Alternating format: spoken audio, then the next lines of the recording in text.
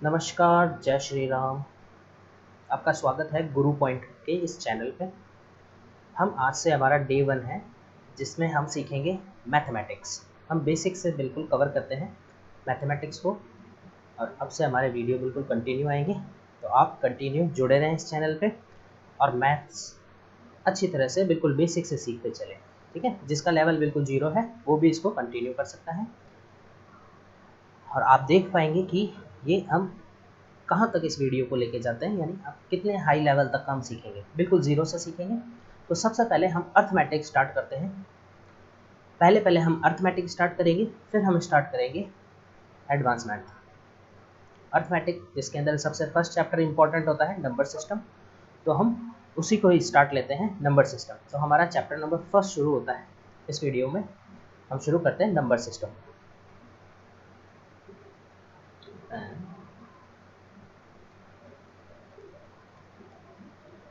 Number system, number system संख्या पद्धति। संख्या पद्धति के बारे में हम समझेंगे कि नंबर्स, कौन कौन से नंबर को हम किन किन नाम से देते हैं, किन किन नाम से हम पुकारते हैं, इनको किन किन नाम रखा गया है। ठीक है, हम अलग अलग नंबरों का अलग अलग क्लासिफिकेशन करेंगे, जैसा कि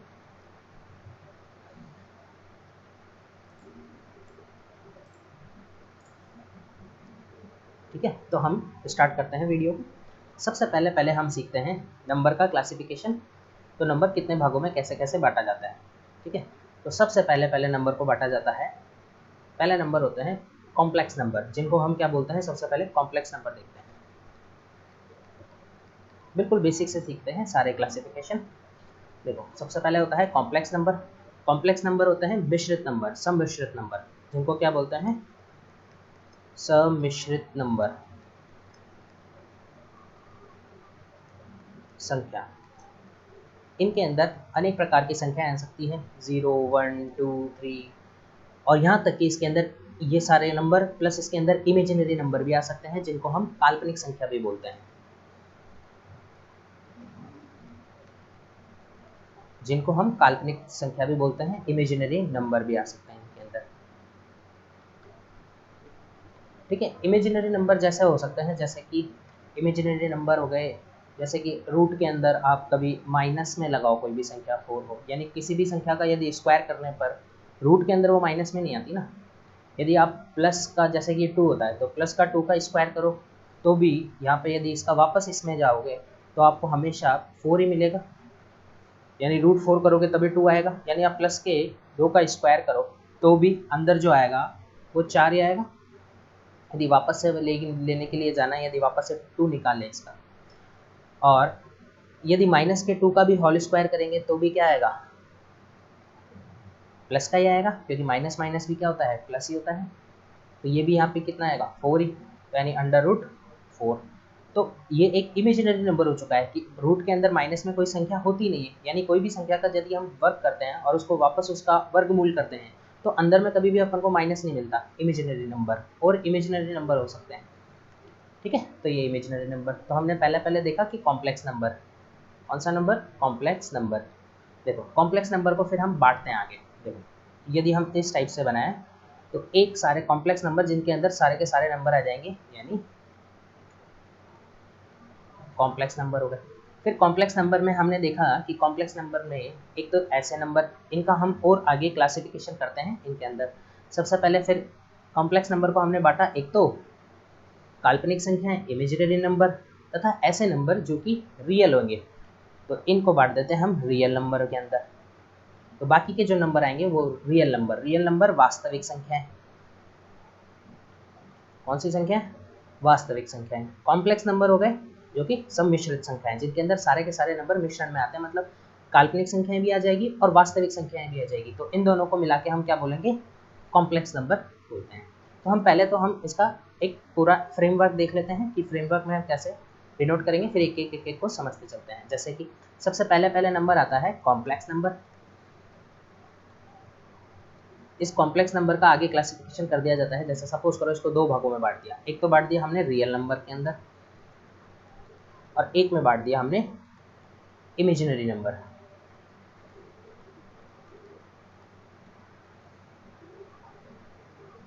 इमेजिनरी नंबर,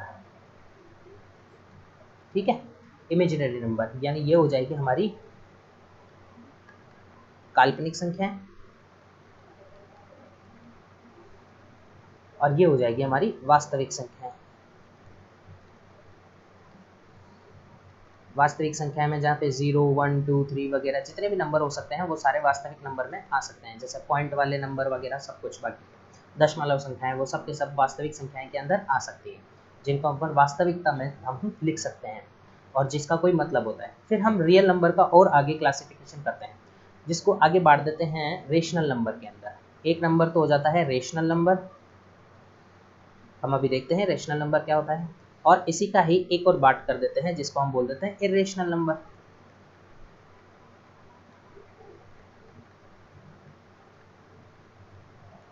रेशनल नंबर और इरेशनल नंबर को हिंदी में कहते हैं, रेशनल नंबर को बोलते हैं परिमेय संख्याएं,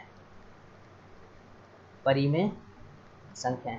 इरेशनल नंबर को कहते हैं अपरिमेय संख्याएं।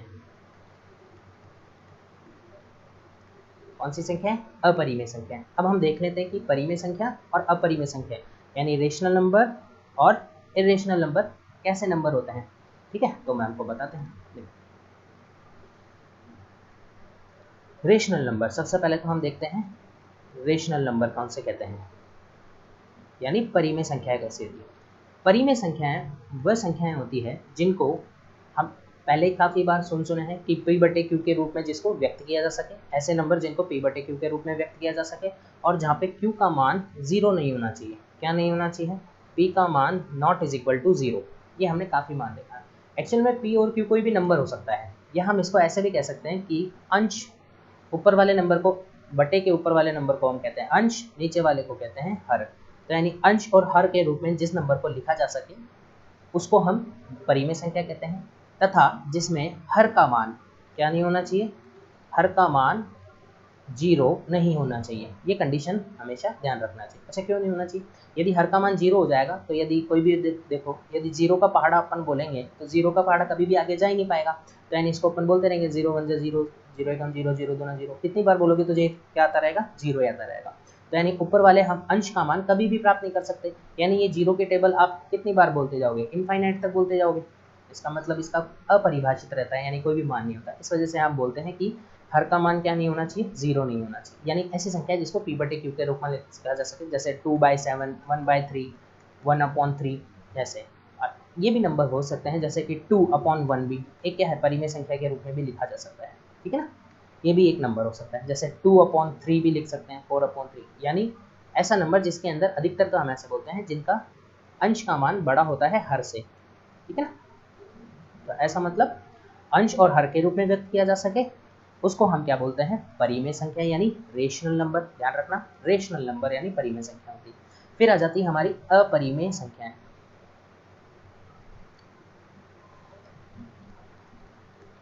कौन सी हो जाती है? अपरिमेय संख्या यानी इरेशनल नंबर। अब देखो, इरेशनल नंबर कौन से होते हैं? इरेशनल नंबर वो नंबर होते हैं जिनको पी बटे क्यू के रूप में नहीं लिखा जा सकता हो, जिसको p बटे क्यू के रूप में नहीं लिखा जा सकता हो। जैसे कि अंडर रूट वाली संख्या, √3, √5, √2, ऐसे नंबर जिनको p बटे क्यू के रूप में नहीं लिखा जा सकता। और जैसा नंबर हम लिख सकते हैं पाई की वैल्यू, पाई का मान, ध्यान रखना पाई की वैल्यू 22/7। ये एक क्या है? प्राइम नंबर, ये एक परिमेय संख्या है। इसको परिमेय संख्या बोलेंगे, यानी ये क्या है? एक परिमेय संख्या है, रेशनल नंबर है। और पाई, जो पाई लिख जाता है इसका मतलब होता है ये एक क्या है? अपरिमेय संख्या है, ठीक है। आई होप आप समझ चुके होंगे कि परिमेय संख्या और अपरिमेय संख्या किसे कहते हैं, ठीक है। तो यानी परिमेय संख्या है जिसको अपन p बटे q के रूप में लिख सकते हैं, जहाँ पे q not is equal to 0 होना चाहिए, जहाँ पर q का मान 0 नहीं होना चाहिए, यानी p बटे q के रूप में रख सकते हैं।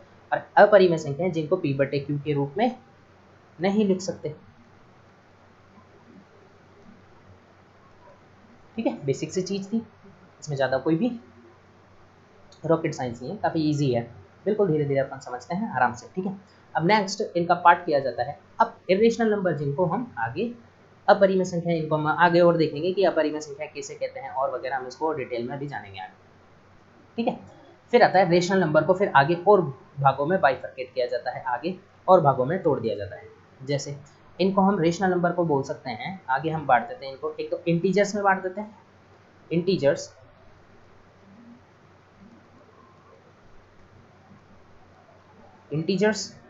तथा फ्रैक्शंस के अंदर, इंटीजर्स तथा फ्रैक्शंस में, फ्रैक्शंस यानी भिन्न के अंदर। जैसे भिन्न के अंदर अपन सोचते हैं जैसे कि अपन दशमलव संख्याएं वगैरह आगे चलते जाते हैं दशमलव के अंदर, ठीक है। तो देखो इंटीजर्स क्या होते हैं, इंटीजर्स को हम हिंदी में बोलते हैं पूर्णांक। ये क्या होते हैं, पूर्णांक। इनको क्या कहा जाता है, पूर्णांक। अब देखते हैं पूर्णांक क्या होता है। हम आगे इसमें और देख लेते हैं कि पूर्णांक को आगे और 3 भागों में बांट दिया जाता है, जो कि होते हैं, एक तो पूर्णांकों को और भागों में बांट दिया जाता है। एक तो होते हैं पॉजिटिव इंटीजर्स यानी धनात्मक पूर्णांक,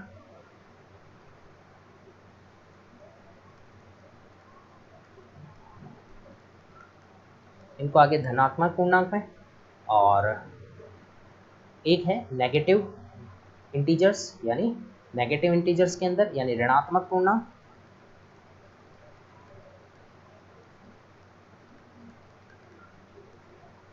ठीक है। और एक अगले आ जाते हैं हमारे पास में जीरो, धनात्मक पूर्णांक और प्लस जीरो, ध्यान रखना जीरो। अब ध्यान रखना ये जो धनात्मक पूर्णांक होते हैं यानी धनात्मक पूर्णांक, जैसे कि इनको पॉजिटिव इंटीजर्स तथा नेगेटिव इंटीजर्स के अंदर बांटते हैं, तथा एक नंबर और होता है जिसको हम बोलते हैं होल नंबर यानी पूर्ण संख्या। ये नंबर तो हो जाएगी पूर्णांक, और इन्हीं के अंदर आते हैं और नीचे बांट देते हैं तो जिनको होता है पूर्ण संख्याएं। क्या होती है, पूर्ण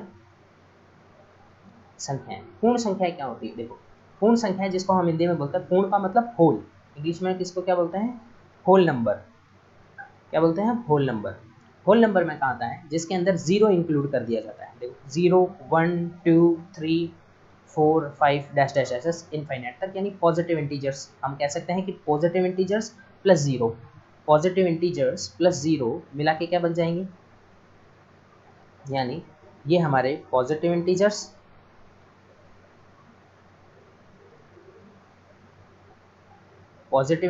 प्लस जीरो, ये दोनों मिलके हमारे पास क्या बन जाएंगे, पूर्ण संख्याएं। क्या बन जाएगी, पूर्ण संख्याएं। यदि हम इन पूर्ण संख्याओं को भी यदि हम अलग कर देते हैं, यदि हम जीरो को अलग कर दें और 1 2 3, जिनको हम ऐसी संख्याएं हैं जो कि आगे तक चलती रहेगी, यानी एक से शुरू होती है और आगे तक चलती रहती है, उन नंबर को क्या कहा जाता है, प्राकृत संख्याएं। क्या कहा जाता है, प्राकृत संख्याएं। प्राकृत संख्याएं वो होती है जिनको हम काउंटिंग के रूप में किया जाता है। जैसे भी आप किसी भी चीज़ को गिनोगे तो गिनने के लिए आप शुरुआत करोगे 1 से, ना कि 0 से। काउंटिंग करोगे कि 0 1 2 3, ऐसे तो करोगे ना। तो टाइम भी शुरू होता है 0 से, तो शुरू नहीं होता, स्टार्टिंग ही 1 से, सेकंड की भी 1 से शुरुआत हो जाती है, 1 2 3। तो हम कहाँ से देखते हैं, जिनको काउंटिंग के रूप में किया जा सकता है 1 2 3, ठीक है। डैश डैश डैश आगे की तरफ बढ़ते रहेंगे ये नंबर। तो इन नंबरों को क्या बोलते हैं, प्राकृत संख्या। प्राकृत संख्या यानी नेचुरल नंबर, ठीक है, नेचुरल नंबर। तो हम इनको अब रिवर्स में देखते हैं, यानी हमने रिवर्स में सीखते हैं जैसे कि कौन कौन से नंबर होते हैं। अब हम इंटीजर्स को थोड़ा हम और डिटेल से देखेंगे। यहाँ से हम थोड़ा सा और डिटेल से देखते हैं कि इन वाले नंबर को तो आप समझ गए, इन पर हम वापस आएंगे कि परिमेय संख्याओं को भी बदलना, ठीक है, दशमलव संख्याओं को परिमेय संख्या में बदलना, उसको बदलना वगैरह हम आगे की तरफ अभी जानेंगे, देखते हैं। तो देखो अब हम देखते हैं कि इंटीजर्स यानी पूर्णांक के अंदर ध्यान रखना, यानी ऐसे नंबर जिनको हम पहले अपन ऐसे लिख सकते हैं कि प्राकृत संख्याएं क्या होती है, प्राकृत संख्याएं जो कि 1 से शुरू होती है, 1 2 3 4 डैश डैश डैश आगे की तरफ चलती रहती है इनफाइनाइट तक। तथा इन नंबर के अंदर यानी प्राकृत संख्याएं, इसको हम नेचुरल नंबर भी बोलते हैं। यदि नेचुरल नंबर में हम जीरो भी इंक्लूड कर लें, क्या कर लें, जीरो भी इंक्लूड कर लें, तो ये नंबर हो जाते हैं पूर्ण संख्याएं। ध्यान रखना, पूर्ण संख्या और पूर्णांक में कंफ्यूज मत होना। पूर्ण संख्या को बोलते हैं होल नंबर, जिनके अंदर जीरो इंक्लूड होता है, प्लस नेचुरल नंबर जो कि काउंटिंग के रूप में काम में लिए जाते हैं। और एक नंबर आते हैं जिनको बोलते हैं पूर्णांक, यानी अब सारे अंक हो गए। पूर्णांक का मतलब क्या हो गया, पूर्ण संख्या यानी पूर्णांक। अब पूर्णांक भी हो गए, यानी इसके अंदर ऐसे नंबर हो गए जो ऋणात्मक नंबर भी थे, यानी ऐसे नंबर जो कि ऋणात्मक नंबर भी चलते हैं, जैसे कि माइनस के अंदर। आप ऐसे टेप एक रेखा पे इसको यदि हम डिनोट करें तो हम डिनोट कर सकते हैं, बीचों बीच में एक स्टार्ट लिखें 0, और फिर इधर से हम स्टार्ट कर दें कि प्लस के इंटीजर्स यानी +1 +2 +3 ऐसे ऐसे डैश डैश आगे की तरफ चलते रहेंगे। और इधर की तरफ बढ़ने वाले -1, -2, -3, -4 इन नंबर को हम बोल देंगे। इन सभी नंबरों को मिला के क्या नंबर बोला जाता है? पूर्णांक बोला जाता है। क्या बोला जाता है? पूर्णांक, यानी इंटीजर्स। ठीक है, आई होप आपको ये चीज़ समझ में आ गई है। ठीक है, अब हम इसको आगे और कंटिन्यू करते हैं। देखो, तो ध्यान रखना, सबसे पहले रियल कॉम्प्लेक्स नंबर होते हैं। सारे के सारे कॉम्प्लेक्स नंबर को दो भागों में बांट दिया हमने, वास्तविक संख्याएं और अवास्तविक संख्याएं यानी काल्पनिक नंबर। वास्तविक संख्याओं को हमने और दो भागों में बांटा, रेशनल नंबर परिमेय संख्याएं, अपरिमेय संख्याएं, इंटीजर्स, फ्रैक्शंस। इंटीजर्स यानी पूर्णांक, पूर्णांक को हमने बांटा धनात्मक, ऋणात्मक और जीरो। धनात्मक पूर्णांक प्लस जीरो को हमने बोल दिया पूर्ण संख्या यानी होल नंबर। और होल नंबर में से यदि हम जीरो हटा दें तो बचे नंबर 1, 2, 3 वगैरह आगे के नंबर, इन सभी को हम किस नाम से जानते हैं? नेचुरल नंबर यानी प्राकृत संख्या के नाम से हम इनको जानते हैं। ठीक है, अब हम आगे और देखते हैं। ओके, सो अब हम आगे की तरफ चलते हैं और अब हम इसको एक छोटे से डायग्राम में यदि समझें तो हम ऐसे समझ सकते हैं कि ये पूरे के पूरे नंबर है, जो कि क्या है? एक कॉम्प्लेक्स नंबर है, जो कि क्या है? एक कॉम्प्लेक्स नंबर है यानी सम्मिश्र संख्या है, जिसमें सारी की सारी संख्याएं आ जाती है।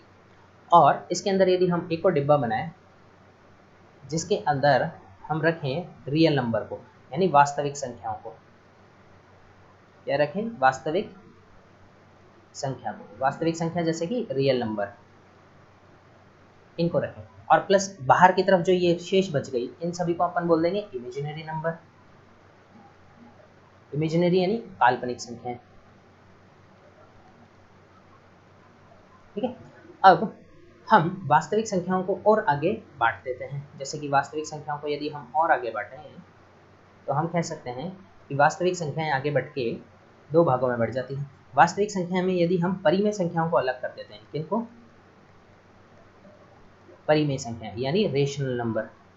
रेशनल नंबर ये सबसे इंपॉर्टेंट है। रेशनल नंबर, इन पे क्वेश्चन आते हैं। रेशनल नंबर जिनको हम P/Q के रूप में लिख सकते हैं। तो P/Q के रियल नंबर में ये जो संख्याएं, बाकी की संख्याएं बच गई, इन संख्याओं को अपन बोलते हैं रेशनल नंबर, यानी इनको क्या बोलते हैं? इर्रेशनल नंबर यानी अपरिमेय संख्याएं, जैसे रूट वाली संख्याएं, पाई वगैरह, इन। ठीक है, अब हम इन परिमेय संख्याओं को भी हम और आगे बांटते हैं। हमने बांटा, जो कि हम बांटते हैं तो आगे की तरफ कैसे बढ़ते हैं?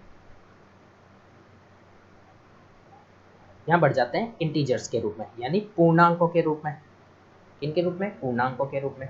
और जो बाकी बच जाते हैं वो फ्रैक्शंस बच जाते हैं, ऐसी संख्या जो कि फ्रैक्शन हो जाती है। यानी P/Q जैसे कि 2/1 है तो ये एक क्या हो गया? पूर्णांक हो गया। यानी -2/3 है तो ये फ्रैक्शन में ही रह जाएगा, तो ये फ्रैक्शन के रूप में ही रह जाएंगे। बाकी के ऐसे नंबर जैसे जैसे कि ये 4/2 है तो ये कट के 2 हो जाएगा। यानी 2 क्या है? एक इंटीजर है, जहाँ पे नीचे अंश हर का मान क्या हो जाए? 1 हो जाए, उसमें हम मानते हैं कि ये पूर्णांक आ जाएंगे। और पूर्णांक को हमने और आगो भागों में बांट दिया था, जिनको पॉजिटिव इंटीजर्स और नेगेटिव इंटीजर्स प्लस जीरो और पॉजिटिव को हमने एक और आगे में बांट दिया था, 0 प्लस पॉजिटिव इंटीजर्स को, पॉजिटिव पूर्णांक को किसके रूप में बांट दिया था हमने? 0 प्लस पॉजिटिव धनात्मक पूर्णांक को हमने बांटा आगे इसके अंदर, जिनको हम किस नाम से बोलते हैं? 0 प्लस धनात्मक पूर्णांक को पूर्ण संख्या। ये पूर्णांक है और ये क्या है? पूर्ण संख्या। धनात्मक पूर्णांक हम ऐसा भी कह सकते हैं और इनको पूर्ण संख्या। और पूर्ण संख्या को हमने और आगे बढ़ दिया। यदि इधर से पूर्ण संख्या में से यदि 0 हटा दें तो ये सारे सब पॉजिटिव वाले नंबर रहेंगे, यानी 1 से शुरू होंगे। इनको हम केवल धनात्मक पूर्णांक को हम नेचुरल नंबर भी बोल सकते हैं, यानी प्राकृत संख्या भी बोल सकते हैं।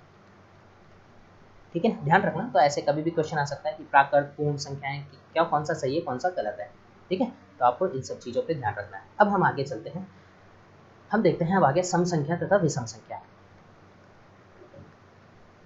बिल्कुल बेसिक से चलेंगे, आज का वीडियो बिल्कुल बेसिक से रहेगा, फिर धीरे धीरे हम लेवल बढ़ाते चलेंगे अपना, और काफ़ी अच्छा खासा लेवल कर लेंगे। ठीक है, मैथ का आपका डर खत्म हो जाएगा। ध्यान से पढ़ रेगुलरिटी करते रखना। ठीक है, सम संख्या क्या होता है, और दूसरा देखते हैं हम विषम संख्याएं क्या होती हैं। देखिए, इनको बोलते हैं इवन नंबर और ये हो जाते हैं ऑड नंबर। इवन नंबर और ऑड नंबर इंग्लिश में इनको कह देते हैं। ठीक है, ऐसे नंबर जिनमें, क्या मैं बोल रहा हूँ ध्यान से सुनिएगा, ऐसे नंबर जिनके अंदर 2 का पूरा पूरा भाग चले जाए, ऐसे नंबर जिनके अंदर 2 का, यानी ऐसे नंबर जो कि 2 से डिवाइड हो जाए, 2 से डिवाइड हो जाए, ऐसे नंबर जिनके भाग चल जाए किनका, 2 का, उन नंबर पूरा पूरा भाग चल जाए। ऐसा भाग चल जाए, पूर्ण भाग चल जाए, पूरा भाग जाने के अंदर, यानी हम कहते हैं कि वो एक क्या है, संख्या है, सम संख्या है। जैसे कि 68, यानी हम भाग दे, और 2 का डिविजिबिलिटी रूल क्या होता है, 2 का भाजकता का नियम ये कहता है कि 2 का भाग ऐसी संख्या में जा सकता है जिसका इकाई का अंक क्या हो सकता है, 0 हो सकता है, 2, 4, 6, 8, ठीक है, 2, 0, 2, 4, 6, 8, ठीक है। ऐसे नंबर जिनके इकाई का अंक 0, 2, 4, 6, 8 हो, उनमें 2 का भाग चल जाता है, यानी हम कह सकते हैं उन नंबर को हम क्या कह सकते हैं, सम संख्या कह सकते हैं। फिर आ जाता है विषम संख्या। विषम संख्या वो होती है जिसके अंदर 2 का पूरा पूरा भाग नहीं जाता, या हम ऐसे कहते हैं जिनके 2 का पूर्णतः भाग ना जाए, ठीक है। बिल्कुल बेसिक से, यदि आपको आता है तो आप वीडियो को आगे कर सकते हैं और आगे की चीज़ें और देख सकते हैं, ठीक है। यदि नहीं आता है तो आप वीडियो को, मैं तो ये चाहूँगा कि आप बिल्कुल सीक्वेंस से देखें, बिल्कुल कंटिन्यू। ऐसे नंबर जिनमें 2 का पूरा पूरा भाग नहीं जाता हो, वो संख्या क्या कहलाती है, विषम संख्या कहलाती है। जैसे, यानी हम ऐसा भी कह सकते हैं, यानी ऐसी संख्याएं जिनके लास्ट का अंक, यानी इकाई का अंक, क्या, यूनिट डिजिट इकाई का अंक क्या हो, इन नंबरों से अलग हो। इन नंबरों से अलग जैसे कि क्या हो सकता है, 1 हो सकता है, 3 हो सकता है, 4 के बाद में 5, 7 एंड 9, ये नंबर हो सकते हैं, यानी इसके अंदर भाग नहीं जा सकता। तो इन नंबर में भाग नहीं जा सकता, यानी अब इतना तो आप समझते होंगे कि कोई सा भी नंबर ले लेना, उसके अंदर ये भाग नहीं जाता, तो वो क्या हो जाएगा, हमारी विषम संख्या हो जाएगी, ठीक है। अब ध्यान से हम देखना, आगे जो पढ़ेंगे उसको, चीज़ को ध्यान से देखना। देखिए, इंपॉर्टेंट नोट डाल के लिख लेना इनको, काफ़ी मोस्ट है। देखिए क्या मैं बताना चाह रहा हूँ, आपको कुछ ना कुछ तो सीखने को मिलेगा। देखिए, अब हम एक संक्रिया करते हैं, यानी ऑड नंबर। अब हम कह सकते हैं कि विषम संख्याओं को क्या बोलेंगे हम, विषम संख्या बराबर में ऑड नंबर, और सम संख्या बराबर में कह सकते हैं हम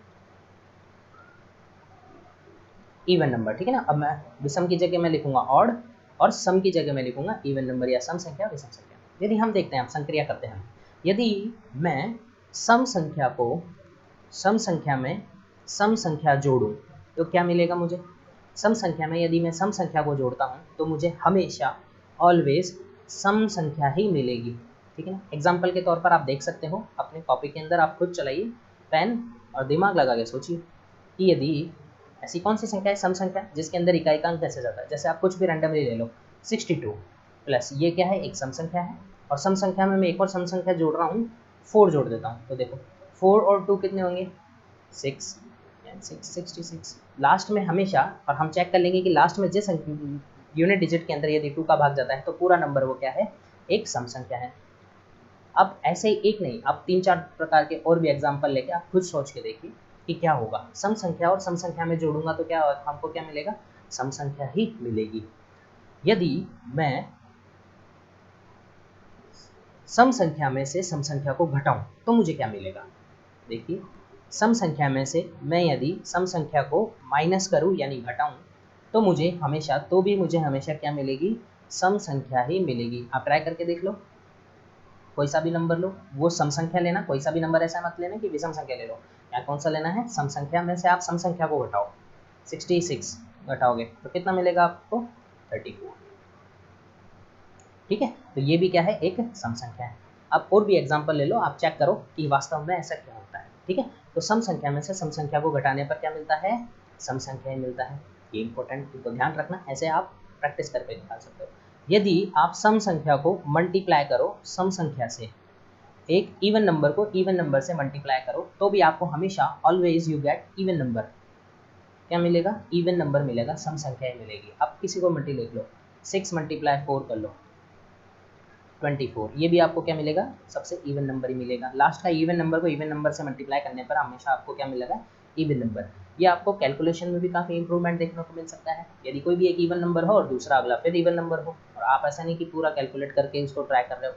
अब लास्ट में देख लेना, यदि आपको 3 ऑप्शन के अंदर ऑड नंबर दिख रहा हो यूनिट डिजिट पे, और एक ऑप्शन हो जिसके अंदर इवन नंबर लिख रहा हो, वो क्या पता आपको इसी कॉन्सेप्ट पे पूछ लिया हो क्वेश्चन। ठीक है, तो देखो इवन नंबर को अब यदि हम देखते हैं कि सम संख्या में यदि सम संख्या का भाग दें, किसका भाग दें, सम संख्या में यदि सम संख्या में भाग दें, तो ये ऐसा मुमकिन नहीं कि आपको इवन नंबर ही मिले। आपको यहाँ पे इवन नंबर भी मिल सकता है और ऑड नंबर भी मिल सकता है। क्या मिल सकता है, इवन नंबर भी मिल सकता है और ऑड नंबर भी मिल सकता है। जैसे कि हम भाग देते हैं 18 के अंदर, 18 में भाग देते हैं हम 2 का। सपोज करो ये एक इवन नंबर है और ये भी एक इवन नंबर है। इवन नंबर में इवन नंबर का भाग दे रहा हूँ तो मुझे क्या मिलता है, देखो क्या मिलेगा मुझे, 9। क्या बताओ 9 क्या रिजल्ट बता रहा है, 9 एक ऑड नंबर है। ऐसे ही मैं यदि 16 में भाग देता हूँ, इसका ये भी इवन नंबर है, इवन नंबर में इवन नंबर का भाग दिया मैंने, तो ये मुझे क्या मिलेगा, 16 का 8। तो ये भी क्या मुझे मिला, अब की बार इवन मिल गया, यानी अब की बार इवन भी मिल गया और ऑड भी मिल गया। इसका मतलब हम कह सकते हैं कि ऑड भी मिल सकता है और इवन भी मिल सकता है। इन चीज़ों को ध्यान रखना। यदि ऑड नंबर यानी विषम संख्या को हम विषम संख्या में जोड़ें तो हमें क्या मिलेगा, बताओ। विषम संख्या में यदि विषम संख्या में आप खुद जोड़ के देखिए कि विषम संख्या को विषम संख्या से जोड़ने पर हमें क्या मिलता है। तो देखो जब भी विषम संख्या को विषम संख्या से जोड़ेंगे तो हमको हमेशा क्या मिलेगा, विषम सम संख्या मिलेगी। क्या मिलेगी हमको, सम संख्या मिलेगा, यानी इवन नंबर मिलेगा। ध्यान रखना, ये बहुत ही बेसिक्स कॉन्सेप्ट है। यदि आप इसको ध्यान में रख के चलते हो तो आप यदि कंप्लीट पढ़ लोगे इससे, ठीक है ना। कंप्लीट सिखाऊंगा मैं आपको। देखो विषम संख्या को विषम संख्या में जोड़े तो क्या मिलेगा आपको, देखो 3 + 5 जोड़ के देखो कितना मिलता है, 8। क्या मिला हमको, 8 मिलता है। तो एक और नंबर देखिए, देख लो 7 + 3 ऐड करके देखो 10। हमेशा क्या मिलेगा आपको, इवन नंबर ही मिलेगा। कौन सा नंबर मिलेगा, इवन नंबर ही मिलेगा। यानी विषम संख्या को विषम संख्या से जोड़ने पर क्या मिलेगा हमको, एक सम संख्या मिलेगी। अब विषम संख्या में से हम विषम संख्या को घटाते हैं, विषम संख्या में से जब विषम संख्या को घटाते हैं तो हमको क्या मिलता है, तो भी हमको एक सम संख्या ही मिलती है, इवन नंबर ही मिलता है। इवन नंबर जैसे आप देख लो, यानी 7 में से 3 घटाओ आपको क्या मिलेगा, 4। 5 में से आप 3 घटाओगे कितना मिलेगा, 2। यानी विषम संख्या को घटा के देखना, हमको हमेशा क्या मिलेगा, एक सम संख्या ही मिलेगी। इसको ध्यान रखना है, रटने की कोई दिक्कत नहीं है, इसको बस आप समझो। फिर आ जाता है विषम संख्या को गुणा करने पर विषम संख्या से हमको क्या फल प्राप्त होगा। कौन सा फल मिलेगा, आम का फल मिलेगा या अनार मिलेगा, देखना कौन सा फल मिलेगा, बताओ। गुणा करने पर कौन सा मिलेगा हमको, हमेशा क्या मिलेगा आपको, ऑड नंबर ही मिलेगा, विषम संख्या मिलेगी। ध्यान रखना, रटना नहीं है, बस इसको समझना है। अब आप कैलकुलेट करके देख सकते हो, जैसे कि 7 × 3 करके देखो, 3 × 5 करो कितना होता है, 5 3 × 15। तो 15 क्या है, एक ऑड नंबर है। 7 × 3 करो, 7 3 × 21, 21 एक क्या है, ये भी एक ऑड नंबर है। तो यानी आप कभी भी इसको मल्टीप्लाई करके देख सकते हो, हमेशा आपको क्या मिलेगा, ऑड नंबर ही मिलेगा। कौन सा नंबर मिलेगा, ऑड नंबर। अब ध्यान रखना, ऑड नंबर में यदि हम ऑड नंबर का डिवाइड दें, यानी विषम संख्या में विषम संख्या का भाग दें, तो भी हमको क्या मिलेगा, विषम संख्या ही मिलेगी। यानी विषम संख्या को जोड़ो या घटाओ, हमेशा आपको सम संख्या मिलेगी, या सम संख्या को भी जोड़ो या घटाओ, सम संख्या मिलेगी। विषम संख्या को गुणा करने पर और विषम संख्या को भाग देने पर, विषम संख्या में भाग देने पर विषम संख्या का आपको एक विषम संख्या ही मिलेगी दोनों बार। यदि सम संख्या को गुणा करने पर आपको सम संख्या मिलेगी और सम संख्या में भाग देने पर सम संख्या का आपको सम संख्या भी मिल सकती है और विषम संख्या भी मिल सकती है।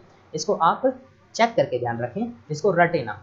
रटना बिल्कुल भी नहीं है, मैथ रटने के काम की नहीं, मैथ बिल्कुल समझने की काम की। कुछ चीज़ें हैं जैसे कि हम मैथ सीखने के लिए जैसे 1 2 3 4 5 6 जैसे काउंटिंग सीखते हैं, रटते हैं उनको कि इसको 1 बोलते हैं, 2 बोलते हैं, तो ऐसे ही है। कुछ कुछ चीज़ें आती है, बहुत ही माइनरिटी में है, कम चीज़ें हैं, पर समझने की काफ़ी चीज़ें हैं। मैथ मैं यही चाहूँगा कि आप समझें, इसको रटे ना, ठीक है। और मेरा मोटिव यही है कि आपको समझाया जाए, ना कि इसको रटाया जाए, ठीक है। अब हम और आगे देखते हैं। बिल्कुल बेसिक्स रहेगा तो थोड़ा वीडियो बड़ा रहेगा। यदि आपको पूरा कंप्लीट नॉलेज सीखनी कि मैथ, चाहे मैं कोई से भी एग्जाम में बैठूँ, अधिकतर सारे एग्जामों में मेरी मैथ कंप्लीट हो जाए, तो आप इस चैनल को सब्सक्राइब कर लें और वीडियो को शेयर कर दें। और लाइक भी करें। देखो अब हम आगे और देखते हैं कि अब हम थोड़ा सा रैंडम चूज़ करते हैं। जैसे कि हम अब इधर की तरफ लेते हैं हम कि विषम संख्या, एक तो सम संख्या, यानी सम संख्या में हम जोड़ें विषम संख्या को, यानी सम संख्या के अंदर हम यदि विषम संख्या को जोड़ें और फिर इवन नंबर यानी सम संख्या में से हम घटाएं विषम संख्या को, और सम संख्या में हम विषम संख्या का क्या करें, गुणा करें, तो हमको क्या रिजल्ट मिलेगा। और सम संख्या में हम विषम संख्या का भाग दें तो क्या मिलेगा। देखो आपके पास टाइम है, आप इसको करके देखें और क्या क्या मिलता है आप इसको ध्यान से देखें। फिर हम लिखते हैं इधर की तरफ odd number, odd plus even, उल्टा करके देखते हैं, और ऑड माइनस इवन, और ऑड मल्टीप्लाई इवन, और ऑड डिवाइड बाय इवन। आपको ऐसा लगेगा कि आपको ये काम का नहीं है, क्या पढ़ा रहे हैं टीचर सर, पर आप बिल्कुल ध्यान से समझें इसको। बिल्कुल बेसिक से सिखा रहा हूँ मैं, जिसको बिल्कुल ज़ीरो है, जिसको मैथ बिल्कुल भी नहीं आती समझ में, वो पूरी मैथ सीख जाएगा। ध्यान रखना, यदि आप इसको अच्छी तरह से पढ़ लोगे तो मैं गारंटी देता हूँ कि आपका मैथ के अंदर आपका कॉन्फिडेंस बहुत अच्छा खासा डेवलप होगा। ठीक है, यदि आप खुद को ही पढ़ना होगा, आपको ऐसे नहीं कि मैं पढ़ाऊँ, आपको खुद को भी कैलकुलेशन करना पड़ेगा। मैं इस वीडियो के अंदर मैं आपको क्वेश्चंस भी कराऊंगा, ढेर सारे के सारे क्वेश्चन कराएंगे। और अभी CPO का एग्ज़ाम आने वाला है, तो आप इस पर बने रहें वीडियो को और पूरा कंप्लीट मैथ सीखें। आपको CPO ही नहीं, बहुत अच्छे लेवल के भी एग्ज़ाम आपको निकल जाएंगे जिसके अंदर मैथ की ज़रूरत पड़ती है। ठीक है, तो देखिए आप इससे एक पहले वाला वीडियो भी है जिसमें मैंने कैलकुलेशन पे एक वीडियो डाला हुआ है, जिसके अंदर कैलकुलेशन आप नहीं इम्प्रूव कर सकते हो काफ़ी है एग्जाम के टाइम। ठीक है ना, उसमें मैंने 2 डिजिट के मल्टीप्लिकेशन, स्क्वायर करना, स्क्वायर रूट वगैरह मैंने ये सब कुछ चीज़ें उसके अंदर सिखाई हुई है, तो आप उस पर जा सकते हो। अब देखो बताओ, इवन नंबर को ऑड नंबर से जोड़ने पर क्या मिलता है, हमेशा आपको क्या मिलेगा, एक ऑड नंबर ही मिलेगा। देखो आप ट्राई करके देखो, ऑड इवन नंबर में आप जोड़ो, जैसे कि 3 एक ऑड नंबर हो गया, इसमें जोड़ो आप एक इवन नंबर, आपको क्या मिलेगा, हमेशा 5 मिलेगा। तो यानी ऑड और इवन को दोनों विपरीत को जोड़ने पर हमेशा क्या मिलेगा, आपको ऑड नंबर मिलेगा। तो यानी यहाँ पे आपको विषम मिलेगा, तो आपको यहाँ पे भी क्या मिलेगा, विषम ही मिलेगा, क्योंकि दोनों में है इवन और ऑड को जोड़ने पर। यदि आप इवन में से ऑड घटाते हो, क्या घटाते हैं, इवन में से ऑड घटाते हैं या ऑड में से इवन घटाते हो, तो घटा के देख लो। इवन ले लो एक तो बड़ा नंबर 8 माइनस, और एक इवन ले लिया, एक ऑड ले लो, क्या मिलेगा आपको बताओ, 3। क्या है, एक ऑड नंबर है, विषम संख्या है, 2 का भाग नहीं जा रहा यानी विषम संख्या है, तो यानी आपको मिलेगा ऑड नंबर विषम संख्या, और यहाँ भी केवल क्या मिलेगा आपको, ऑड नंबर। ठीक है, समझ में आ गया। यदि दोनों विपरीत नंबर हो, ऑड और इवन को प्लस करो नेगेटिव करो, हमेशा क्या मिलेगा आपको, एक ऑड नंबर ही मिलेगा। अब ध्यान से देखना, इवन नंबर और ऑड नंबर को मल्टीप्लाई करने पर आपको क्या मिलेगा, इवन नंबर और ऑड नंबर को देखो करके देखो। देखो यदि मैं आपको किसी भी एक नंबर में, इवन नंबर वो नंबर होता है जिसके अंदर 2 का तो भाग जाता ही जाता है, यानी 2 अपन ले लेते हैं, और यदि 2 यदि किसी भी संख्या से यदि विषम संख्या हो चाहे सम संख्या हो, उसमें मल्टीप्लाई करेंगे तो 5 2 10, हमेशा लास्ट में 2 का तो फैक्टर आएगा ही, जो भी नंबर आएगा यदि 1 से 2 है, यानी ये इन दोनों, ये नंबर क्या है, इन दोनों का मिश्रित है, इन दोनों को मल्टीप्लाई करने से ये नंबर आया, तो ये वाले नंबर में 2 का तो फैक्टर तो होगा ही होगा, यानी 2 का भी तो पूरी पूरे भाग जाएगा ही जाएगा। इस वजह से हम कह सकते हैं जो भी आपको रिजल्ट मिलेगा, यानी जहाँ भी इवन नंबर आ गया मल्टीप्लाई में, तो हमेशा आपको क्या मिलेगा, इवन नंबर ही मिलेगा। तो अपन कह सकते हैं कि यहाँ पे भी इवन नंबर मिलेगा और ये भी इवन नंबर मिलेगा, इवन बराबर सम संख्या। ठीक, अब इवन में ऑड का भाग देने पर क्या मिलेगा, यहाँ थोड़ी सी अलग हो जाएगा, ध्यान से देखना। इवन में हम यदि ऑड का भाग दें, ध्यान देना क्या मिलेगा आपको, हमेशा आपको इस चीज़ का ध्यान रखना, सम संख्या में यदि भी आप विषम संख्या का भाग दे रहे हो तो हमेशा आपको क्या मिलेगा, एक इवन नंबर मिलेगा। क्या मिलेगा, एक इवन नंबर मिलेगा, यानी एक सम संख्या मिलेगी। देखो इवन नंबर यानी 10 है, 10 में आप किसी भी एक ऑड का नंबर का भाग दे रहे हो, जैसे कि आप किसी भी एक ऑड संख्या का भाग दे दो, ऑड नंबर जैसे 5 है, भाग दो, 5 2 जा 10, बस भाग पूरी बार भाग जाना चाहिए। यदि जाएगा तो हमेशा क्या मिलेगा आपको, एक सम संख्या ही मिलेगी। जैसे 15 में भाग दे लो, 15 तो यहाँ पे क्या हो जाएगा, एक इवन नंबर है, ऑड नंबर है, तो यहाँ पे ऑड नंबर नहीं लेना, हमको क्या लेना है, इवन नंबर लेना है। जैसे आप ले सकते हो 50 एक इवन नंबर है, इसमें भाग दो आप 5 का, बस कंप्लीटली भाग बना जाना चाहिए, यानी ये भी क्या है, एक ऑड नंबर है, तो आपको हमेशा क्या मिलेगा, आपको एक इवन नंबर ही मिलेगा। ठीक है, बस भाग पूरी भाग जाना चाहिए, यानी आपको क्या मिलेगा, एक इवन नंबर मिलेगा। अब देखो, यदि आप ऑड नंबर में भाग दे रहे हो, ऑड नंबर में भाग दे रहे हो किसका, इवन नंबर का, इवन नंबर का तो ऑड नंबर में कभी भाग जाएगा ही नहीं, क्या नहीं जाएगा, कभी भाग जाएगा ही नहीं, यानी नीचे आप 2 है और ऊपर भाग नहीं जाएगा। ऑड नंबर में यानी विषम संख्या किसे कहते हैं, जिसके अंदर 2 का भाग, 2 एक खुद एक सम संख्या है, तो यानी सम संख्या का भाग आप विषम संख्या में देना चाह रहे हो, यानी अब विषम में देना चाह रहे हो तो विषम में तो जाएगा नहीं, विषम संख्या वही होती है जिसके अंदर 2 का पूरा पूरा भाग नहीं जाता हो, तो यानी आपको क्या मिलेगा, यानी भाग पूरी पूरी भाग जाएगा ही नहीं, तो यानी हम कह सकते हैं कि नेवर डिविजिबल, नेवर डिविजिबल, यानी कभी भाग जाएगा ही नहीं, भाग नहीं जाएगा।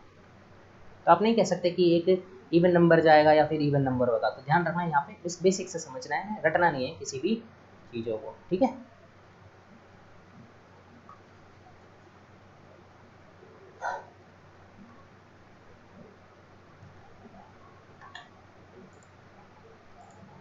अब देखो, हम और कुछ और चीज़ें देखते हैं।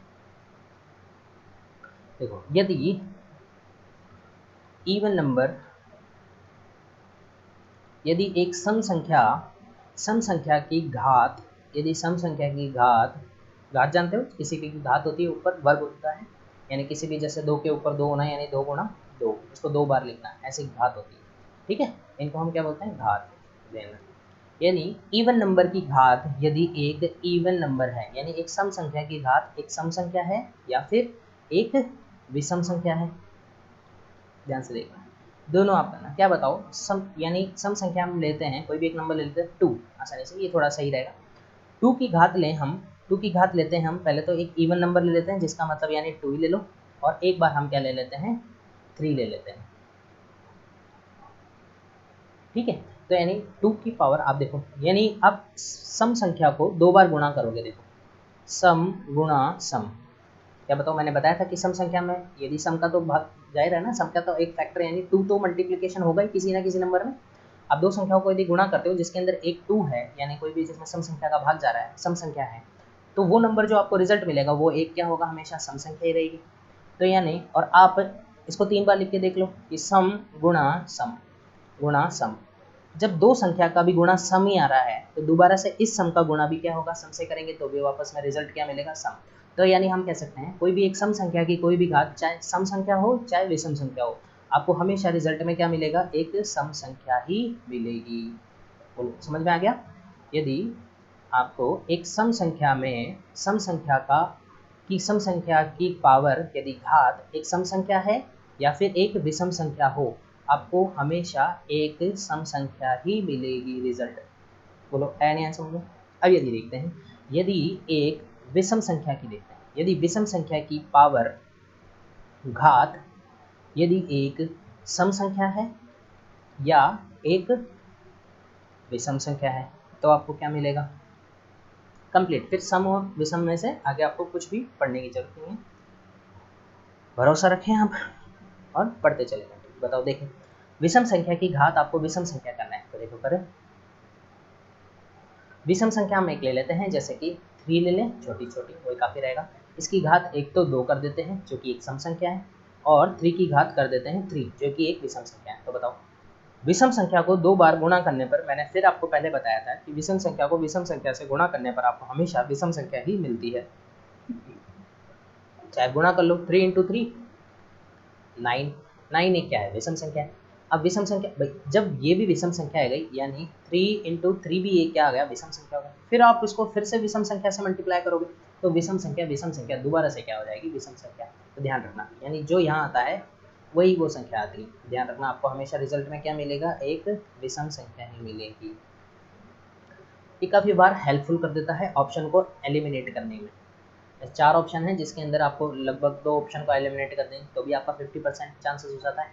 यदि आप 4 ऑप्शन में से यदि 2 ऑप्शन को हटा दें, आप क्रॉस कर दें कि इन दोनों में से तो नहीं हो सकता, फिर बाकी जो बचे 2 क्वेश्चन है आपका 50%, तो 50% में आपकी क्या होती है, इसमें प्रोबेबिलिटी रहती है गलत होने की 50-50%। नहीं, यदि चारों ऑप्शन में यदि आप ऐसे तुक्के मार रहे हो तो उसमें आपकी 25% प्रोबेबिलिटी हो जाती है, ठीक है ना। तो आप कंप्लीट पढ़ेंगे धीरे धीरे, देखो आप बस ठीक सीखते चलो।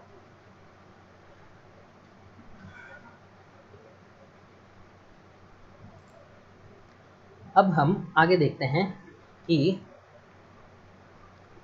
हमने सम संख्या देख ली, विषम संख्या देख ली। अब हम देखते हैं कि भाज्य संख्या और अभाज्य संख्या क्या होते हैं। देखो, भाज्य संख्या और अभाज्य संख्या ये और इनके पार्ट्स हैं, तो देख लो। भाज्य संख्या और अभाज्य संख्या। अभाज्य संख्या को हम बोलते हैं प्राइम नंबर, ऑप्टिमस प्राइम नहीं बोलते हैं इसको, ऑप्टिमस प्राइम नहीं बोलते, प्राइम नंबर। ऐसे नंबर अभाज्य संख्या। और भाज्य संख्या जिसको बोलते हैं कंपोजिट नंबर।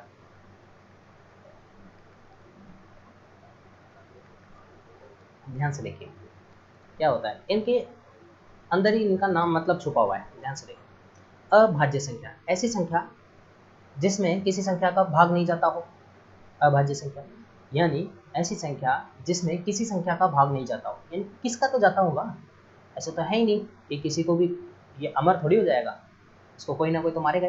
यानी इसकी भाषा बनती है, परिभाषा क्या बनती है, प्राइम नंबर वो नंबर होते हैं, अभाज्य संख्या वो संख्या होती है जिसका मल्टीप्लायर यानी उस संख्या के अंदर सिर्फ उसी संख्या का भाग जाता हो और एक का भाग जाता हो, यानी 1।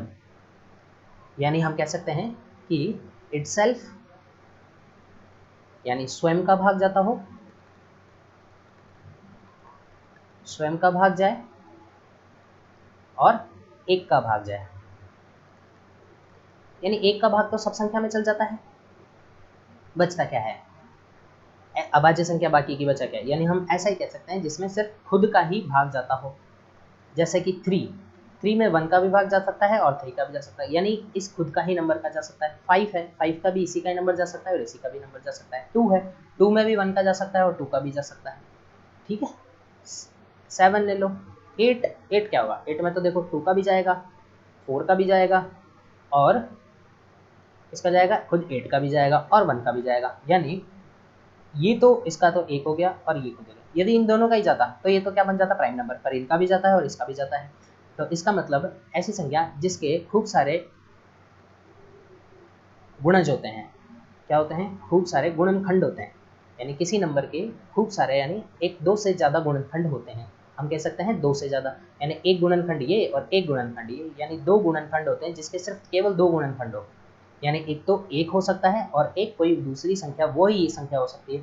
तो वैसे नंबर क्या हो जाते हैं, अभाज्य संख्या यानी प्राइम नंबर हो जाते हैं। और भाज्य संख्याएं वह संख्याएं कहलाती है जिसमें जिसके 2 से ज़्यादा फैक्टर होते हो। जैसे आप लिख सकते हो 4 में 1 का भी भाग जाता है, 2 का भी जाएगा और इटसेल्फ 4 का भी जाएगा, यानी 2 से ज़्यादा गुणज होगा। इसका मतलब ये संख्याएं क्या हो जाएगी, एक भाज्य संख्या हो जाएगी, कंपोजिट नंबर। कंपोजिट यानी 2 से ज़्यादा मिलके बनी संख्याएं, 2 संख्याओं से ज़्यादा के गुणनों को योग क्या कहता है, 2 संख्याओं से ज़्यादा की संख्याओं का गुणज को गुणा करके कोई संख्या होती है, उसको भाज्य संख्या बोलते हैं, कंपोजिट नंबर बोलते हैं। तो कंपोजिट नंबर में तो और तो आगे कुछ भी नहीं है कि कंपोजिट नंबर के अंदर 2 से ज़्यादा एक के फैक्टर हो जाते हैं, तो यानी वो एक कंपोजिट नंबर हो जाएगा। अब हम भाज्य संख्या को आगे बढ़ाते हैं। देखो भाज्य संख्या को हम आगे कैसे बढ़ाते हैं। भाज्य संख्याएं देखो, यानी हम ऐसे कह सकते हैं कि 1 से लेकर, भाज्य संख्याओं के बारे में कुछ इंपॉर्टेंट नोट्स लिख लो। नोट भाज्य संख्या के, अभाज्य के बारे में, कौन से, अभाज्य के बारे में, प्राइम नंबर के बारे में। देखो क्या होता है, देखो सबसे छोटी अभाज्य संख्या, ध्यान से सुनना, सबसे छोटी अभाज्य संख्या। अच्छा पहले तो हम ऐसे निकालते हैं, देखो सबसे पहले तो एक टेबल बनाते हैं जिसके अंदर अभाज्य संख्या लिखते हैं हम। 1 से लेके 100 तक की अभाज्य संख्या काउंट करते हैं कि 100 से लेके 1 से लेके 100 तक की अभाज्य संख्या कितनी है। ठीक है, प्राइम नंबर्स कितने हैं, देखो लिखो, आप भी खुद कोशिश करो। सबसे पहला नंबर आता है 2, 1 से लेके 10 तक तो कितना आता है 2। फिर आता है हमारे पास में 3, फिर 5, फिर 7, फिर आता है हमारे पास में 11, 13, 13, 17, 19, फिर आता है ये 20 की टेबल में 20 वाली लाइन में आ गया, 30 वाली लाइन में, यानी 21 से 30 के बीच में कौन सा नंबर आता है 23, फिर 29, फिर 31, फिर 37, फिर 41, फिर 43 और 47। ठीक है, फिर हम आगे चलते हैं। 53, फिर आता है 59, फिर आता है हमारे पास में 60s में 61 और 67, फिर आता है 71 और 73 और 79 भी आता है, फिर आता है हमारे पास में 83, ये तो आपको निकालना है, जिसमें भाग जाना इसका फ्रैक्शन करके देख लेना फैक्टर, फिर 89 और लास्ट आता है 97। ध्यान रखना 1 से लेके 100 तक देख रहे हैं, कितना देख रहे हैं, 1 से लेके 100 तक। तो देखो, या मैं ऐसे कहूँ कि 1 से लेके 50 तक, पहले तो काउंटिंग करो इनको कितने आते हैं।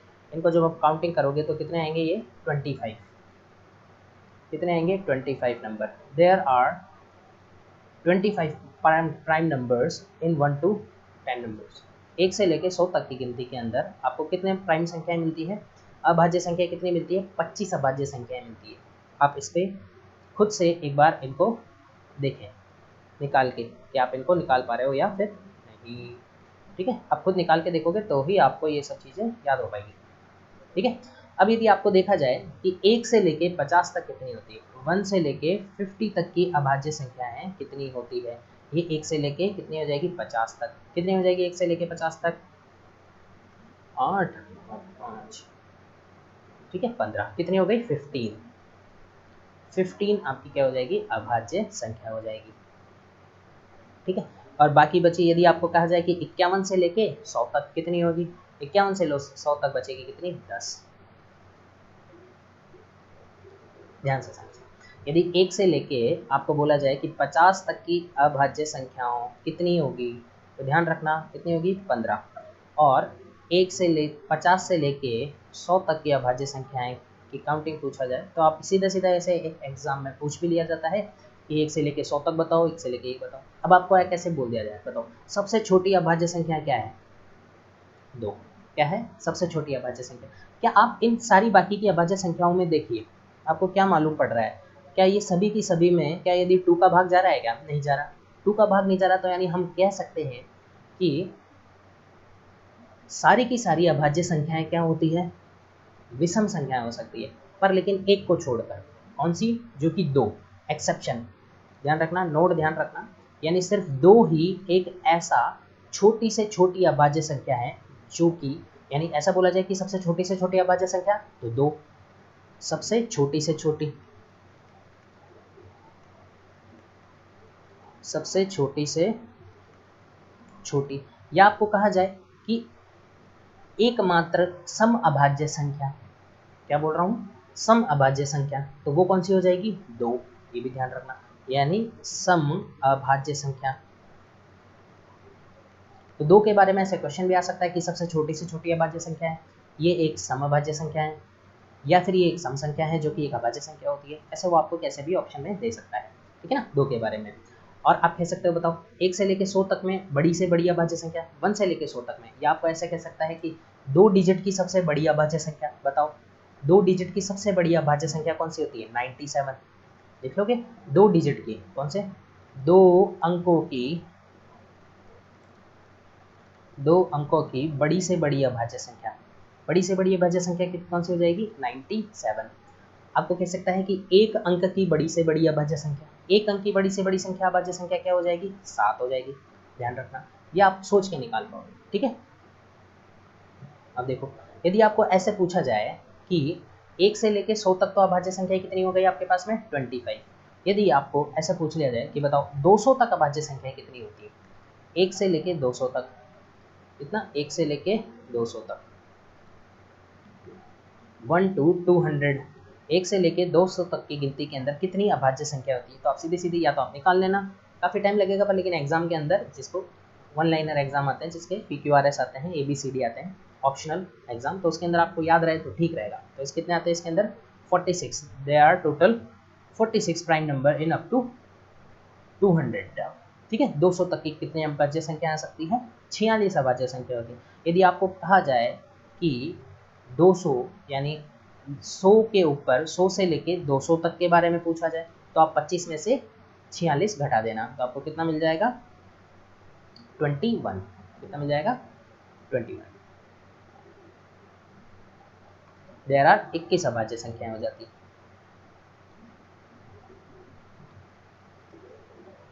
ठीक है, तो ये एक भाज्य और अभाज्य संख्याओं के ऊपर में आपको मैंने इसके ऊपर बात बताया। भाज्य संख्या मैंने बता दी, जिसके आगे सारे और भी फैक्टर हो जाते हैं, जैसे 20 एक भाज्य संख्या है, भाज्य संख्या है। भाज्य संख्या जैसे कि चेक करोगे इसके अंदर 2 का भाग जाता है, 1 का जाता है, 20 का भी जाएगा, और किसका जाएगा, 5 का भी जाएगा, 4 का भी जाएगा, ठीक है ना, 10 का भी जाएगा। ये सारे इसके क्या हो गए, फैक्टर्स हो गए। फैक्टर्स यानी गुणनखंड हो चुके हैं। ठीक है, अब देखो, अब बात ये रहती है कि अब आप ऐसे कैसे, यदि आपको ऐसे कोई क्वेश्चन दे दिया कि इसको आप कैसे चेक करोगे कि कौन सी, कोई सा भी एक नंबर दे दिया, जैसे कि आपको ऐसे दे दिया, एक नंबर दे दिया 241, क्या दे दिया 241, यानी आपको दे दिया कि 241, और आपको ऐसे बोल दिया कि बताओ कि ये एक भाज्य संख्या है या एक अभाज्य संख्या है, क्या ये एक अभाज्य संख्या है, कि हाउ टू चेक, कैसे करेंगे, हाउ टू चेक, चेक कैसे करेंगे कि ये प्राइम नंबर है या नहीं है, प्राइम नंबर है या फिर नहीं है, ये वाली, ठीक है ना, कि अभाज्य संख्या है या नहीं है, इसको हम कैसे चेक करेंगे। तो देखो 243 अपन चेक करते हैं, तो इसके लिए क्या है मेथड, आप ध्यान रखना कैसे करते हैं। देखो, अभाज्य संख्या का चेक करने का तरीका यह है कि यानी 24 जो भी नंबर है 241 है, तो यानी इसके बाद वाली संख्या, यानी या तो इतने बिल्कुल एग्जैक्ट, और इसके बाद वाली संख्या में आपको क्या देखना है, उसका एक वर्गमूल लेना है। क्या लेना है, उसके आसपास का वर्गमूल। क्या बताओ 241 का वर्गमूल क्या होता है, तो आप अप्रोक्सीमेट इसके अगला वाला नंबर देख लिया करो कि 241 के बाद में ऐसी कौन सी नंबर है जिसका कि एक परफेक्ट स्क्वायर नंबर आता है। फिर तो क्या देखो 15, हम लिखते हैं कि 15 का वर्ग कितना होता है, 15 इंटू 15 कितना होता है 225। क्या 225 इससे छोटा है, नहीं, तो अपन छोटा है ना, तो यानी हम इसका अगला नंबर लेंगे, यानी 16 इंटू 16, 16 का कितना होता है 256, इसके आसपास में, यानी जस्ट इससे अगला वाला नंबर लेना है, यानी 241 से अगला नंबर ये, तो यानी हम कौन सा लिए 16, कौन सा नंबर लिए 16। इस 16 के क्या करना है आपको, इस 16 से नीचे की तरफ, बताओ 16 से कम, इस 16 से जो भी पीछे की जितनी भी अभाज्य संख्याएं होती हैं, बोलो क्या बोल रहा हूँ, 16 से पीछे जितनी भी अभाज्य संख्याएं होती है, बताओ 16 से पीछे कौन सी होती है, 3, 2, 3, 5, 7, 11, 13, बताओ 13 ही होता है क्या, हम 17 भी लेंगे, नहीं लेंगे ना, क्योंकि 16 से ऊपर चल जाएगा। यानी इस 16 के नीचे नीचे जितनी भी अभाज्य संख्या होती है, ये सारी अभाज्य संख्या, यदि इन अभाज्य संख्याओं का इनके अंदर भाग चले जाए, क्या बोल रहा हूँ मैं, यदि इनके अंदर भाग चला जाए तो वो एक अभाज्य संख्या नहीं है। यदि किसी भी एक का भाग चला गया, यदि भाग चला गया तो अभाज्य नहीं। बोलो जब भाग चले गया तो यानी तीसरा फैक्टर और मिल गया, एक तो खुद एक संख्या यानी 241 होता है, और इसका फैक्टर एक और 1 भी होता है, तो यानी दो फैक्टर हो गए, तो तीसरा फैक्टर भी मिल जाएगा। यानी भाग, यदि इन सभी का भाग नहीं जाता, यदि भाग नहीं जाता है तो हम कह सकते हैं कि ये एक अभाज्य संख्या है। तो आप भाग देके देखिए कि 2 का भाग नहीं जाएगा, 3 का भाग भी, 3 का डिविजिबिलिटी रूल चेक करते हैं कि हम ऐसे चेक करते हैं कि इन दोनों का यूनिट डिजिट का सम करो, क्या 4, 2, 6 और 1 7, क्या 7 के अंदर 3 का भाग जाता है, इसका मतलब इस नंबर में 3 का भाग नहीं जाएगा। 5 का चेक करो कि लास्ट में 5 होना चाहिए, 5 का डिविजिबिलिटी रूल कहता है। 13 का भाग देके देखेंगे, 7 का भाग देके देखेंगे, तो इसके अंदर 7 का भी भाग नहीं जाएगा, 7, ठीक है, भाग देके देख लेना। 11 का भाग 2, 1, एक एक डिजिट को छोड़ के उनका अंतर में भाग देते हैं 11 का, तो यानी 2, 1 इनका भाग देना तो भी नहीं जाएगा। 13 के अंदर भाग देके देख लेना, 13 में 13, 13 2 जाओ, फिर भी नहीं जाएगा, तो नहीं जा रहा सीधे से, यानी इन सभी नंबरों का भाग, इन सभी अभाज्य संख्याओं का भाग नहीं जा रहा, तो यानी ये क्या हो जाएगी, एक अभाज्य संख्याएं हो जाएगी। एक और आप इससे एक और ट्राई करके देखिए, मैं एक और नंबर देता हूँ,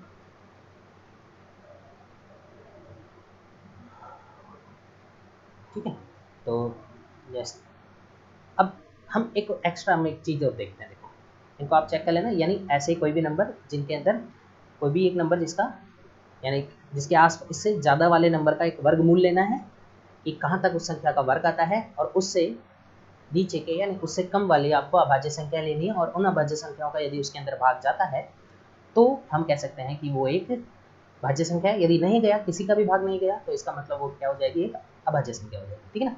और हम कुछ एक कंडीशन देख सकते हैं, यदि ऐसी संख्या है जिसको, कोई भी एक संख्या जिसको आप कंटिन्यूअसली 3 टाइम नोट करके लिख रहे हो, इसको 3 बार, 6 बार, 9 बार,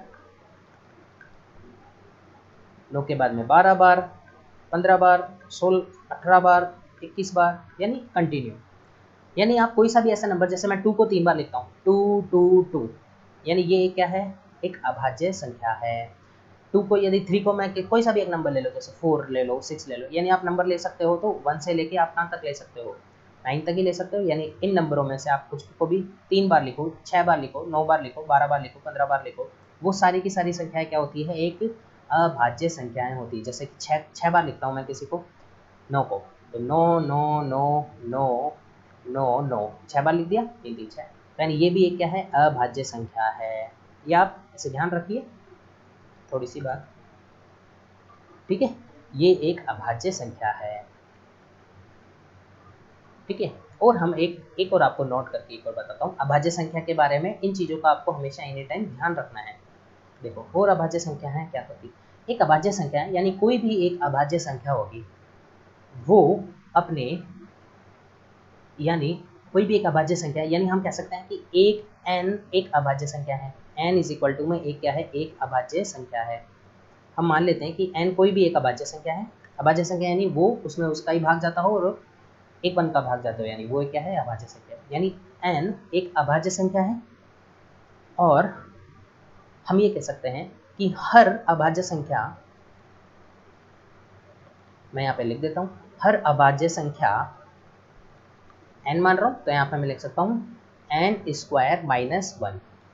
क्या कह रहा हूँ मैं, n स्क्वायर माइनस 1 का नियम फॉलो करती है, फॉलो करती है। यानी यदि n स्क्वायर माइनस 1 में आप यदि किसका भाग दें, 12 का भाग दें, किसका भाग दें, 12 का भाग दें, तो उसमें पूरी पूरी बार भाग जाएगा। ध्यान रखना, मैं ऐसी अभाज्य संख्या को हम क्या माने, n, यदि हम मानते हैं कि n एक अभाज्य संख्या है और हर अभाज्य संख्या, ये पहली कंडीशन तो क्या है, वो एक अभाज्य संख्या होनी चाहिए। यानी ऐसा कोई कह दे कि कौन सी अभाज्य संख्या है, कि एक अभाज्य संख्या है और ये कौन सा रूल फॉलो करेगी, तो हम कह सकते हैं कि हर अभाज्य संख्या, यानी वो हर अभाज्य संख्या जो n स्क्वायर माइनस 1 से भाग जाती हो। ध्यान रखना, हर अभाज्य संख्या n स्क्वायर माइनस 1 के रूप में लिखें, इसको लिखें इस रूप में, और इसमें हमेशा 12 का भाग जाएगा। किसका भाग जाएगा, 12 का भाग जाएगा। ध्यान से रखना, यानी हर अभाज्य संख्या जिसको आप n स्क्वायर माइनस 1 के रूप में लिखो और उसमें हमेशा किसका, 12 का भाग हमेशा जाएगा। ऐसा मत करना, यानी ऐसी कोई सा नंबर जिसके अंदर 12 का भाग जाता हो, यानी उस नंबर को आप ऐसे में लिख रहे हो n स्क्वायर माइनस 1 और उसके अंदर आप 12 का भाग दे रहे हो, तो उसका मतलब ऐसा कतई मत समझ लेना, यानी उसके अंदर 12 का भाग जा रहा है। ऐसा कोई सा भी नंबर वो भाज्य नहीं हो, अभाज्य नहीं हो। अब ऐसा मान लो कि वो अभाज्य नहीं है और आपने उसको चेक नहीं करा कि एक अभाज्य है या नहीं है। अभाज्य का मैंने आपको पहले बताया कि उसका रूल क्या है। यदि आप ऐसा समझे कि अभाज्य है कोई, वो अभाज्य संख्या होनी चाहिए, और यदि उसको अभाज्य संख्या को आप n स्क्वायर माइनस 1 के रूप में लिखो, तो यानी वो संख्या 12 का से भाग होगी। क्या होगी, 12 से भाग जाएगी। जैसे आप एक नंबर लेते हैं, जैसे यहाँ पे लिखते हैं 7 है, 7 एक अभाज्य संख्या है, ठीक है, तो 7 को आप ऐसे लिखोगे, ये आप इसको भी ऐसे भी कह सकते हो, यानी n स्क्वायर माइनस 1 है, तो आप इसको भी ऐसे भी, ये आपने फॉर्मूला देखा हो तो a square minus B square का बराबर में ये क्या होता है, a प्लस बी और a माइनस बी, यानी एक बार जोड़ के और एक बार घटा के आपस में गुणा करना। तो आप इसको ऐसा भी लिख सकते हो, और ये क्या है, 1 का भी स्क्वायर लिख सकते हैं, तो ये n माइनस 1 और n प्लस 1। आप खुद करके देख लो, देखो यहाँ से a को a से मल्टीप्लाई करोगे a स्क्वायर, ए को बी से करोगे माइनस का ए बी, फिर बी का ए से करोगे प्लस का बी ए और माइनस का बी स्क्वायर। तो ध्यान रखना, ए बी से ए भी कट जाएगा, बचेगा क्या, ए स्क्वायर माइनस बी स्क्वायर, यानी प्रथम पद का स्क्वायर माइनस अंतिम पद का स्क्वायर, यानी प्रथम पद का स्क्वायर माइनस अंतिम पद का स्क्वायर, यानी n माइनस 1 और n प्लस 1। यानी n क्या है, एक अभाज्य संख्या। क्या है, अभाज्य संख्या। तो ध्यान रखना, यदि 7 है तो हम इसको ऐसे लिखते हैं, 7 प्लस 1 गुणा 7 माइनस 1। ये नंबर हमेशा किससे भाज्य होगा, 12 से भाग जाएगा। ध्यान से देखना, यदि हम इसमें फैक्टर देखें कि 12 से भाग जाएगा, कोई सी अभाज्य संख्या हो जिसको n स्क्वायर माइनस 1 के रूप में लिखा हुआ है, तो यानी इसको ऐसे भी लिख सकते हैं, यानी n प्लस 1, यानी n प्लस 1 यानी 8, इसका मान 8 गुणा 6। 8 गुणा 6 में देखो क्या 2 का फैक्टर है और 4 का फैक्टर मिल गया। या आप छोटी एक अभाज्य संख्या लो, और ध्यान रखना ये वो उस पर काम करेगा जिसके अंदर सिर्फ 3 से बड़ी होनी चाहिए, वो अभाज्य संख्या होनी चाहिए क्या, हर अभाज्य संख्या n के लिए, और n का मान हमेशा क्या होना चाहिए, ग्रेटर देन 3। ये भी कंडीशन ध्यान रखना, n का मान 3 से भी बड़ा होना चाहिए। जैसे यदि आप 3 लोगे तो बताओ 3 का स्क्वायर करोगे यानी 3 + 1 गुणा 3 - 1, 3 - 1 यानी 2, और 3 गुणा कितना हो जाएगा यहाँ पे 4। ध्यान रखना कितना हो गया, यहाँ तो 8 ही हो गया। तो यानी 8 के अंदर तो क्या 12 का भाग जाएगा, क्या नहीं जाएगा ना। तो आप कितना अगली संख्या कौन सी लोगे, 5। तो 5 + 1 यानी 6, 6 गुणा 4। तो देखो 6 गुणा 4 यानी एक तो 4 मिल गया, और आपको इधर की तरफ में क्या मिल गया, 2 का फैक्टर, किसका 3 का मल्टीपल भी मिल गया, किसका मिल गया 3 का मल्टीपल भी। यानी ध्यान रखना कि 4 और 3 यानी 12, यानी इसका कंपोजिट नंबर क्या मिलेगा आपको, 12 नंबर मिलेगा, कि 12 का हमेशा भाग जाएगा। ध्यान रखना मैंने क्या बताया, यानी ऐसी कोई सी भी अभाज्य संख्या हो, वो सारी अभाज्य संख्या जो कि 3 से बड़ी होनी चाहिए, और उस अभाज्य संख्याओं को यदि n + 1 × n - 1 के रूप में लिखा जाए तो वो नंबर ऑलवेज भी डिविजिबल बाय 12। क्या होगा, ऑलवेज भी डिविजिबल बाय 12। तो ऐसा मत करना कि कोई सा भी नंबर जिसके अंदर 12 का भाग जाए और उस नंबर को हम n + 1 और n - 1 के रूप में मल्टीप्लाई करके लिखे हुए हैं और उसमें 12 का भाग दे रहे हैं, ये वाली कंडीशन मत लगाना। कंडीशन ध्यान रखना है, यानी हर एक वो अभाज्य संख्या होनी चाहिए, पहले से आपको पता होना चाहिए, और उसमें यदि आप 12 का भाग दें यानी उसको n + 1 और n - 1 के रूप में लिखें और उसमें भाग दे 12 का, तो हमेशा 12 का भाग जाएगा ही जाएगा। ठीक है, यानी हम कह सकते हैं कि ऐसे लिख सकते हैं कि n ऐसे लिखा हुआ मिल जाए कि आपको n² - 1 के रूप में कोई एक संख्या है और वो 12 का भाजकता का नियम फॉलो कर रही है। तो यानी आप उससे कह सकते हो कि ये एक अभाज्य संख्या होगी या नहीं होगी। तो उसमें ए ऑप्शन में लिखा हुआ है कि एक अभाज्य संख्या हो सकती है, ये अभाज्य संख्या नहीं भी हो सकती। तो ध्यान रखना दोनों सही है, अभाज्य संख्या हो भी सकती है और नहीं भी हो सकती है। मैं तो आपको बताया कि अभाज्य संख्या, हर अभाज्य संख्या इस रूल का, नियम का फॉलो करती है। ठीक है ना, इस चीज़ को ध्यान में रखना। अब हम देखते हैं सह अभाज्य संख्या किसे कहते हैं। सह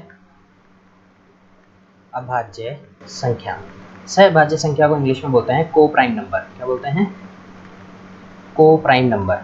देखिए को प्राइम नंबर क्या होता है, को प्राइम नंबर देखो अभाज्य संख्या हमने देख ली। अभाज्य संख्या वो अभाज्य संख्या होती है जिसमें जिसका गुणनखंड यानी जिसके फैक्टर सिर्फ एक हो और उसी का ही, यानी वो एक खुद एक अपना ही खुद ही एक नंबर हो, यानी वो एक खुद ही नंबर हो सकता है, खुद का खुद ही, और उसमें सिर्फ एक किसका भाग जाता हो, 1 का। तो यानी वो क्या हो सकता है, एक अभाज्य संख्या। अब देखना सह अभाज्य संख्या यानी दो कोई भी पेयर आएंगे यहाँ पे, दो कोई भी जोड़ आएंगे।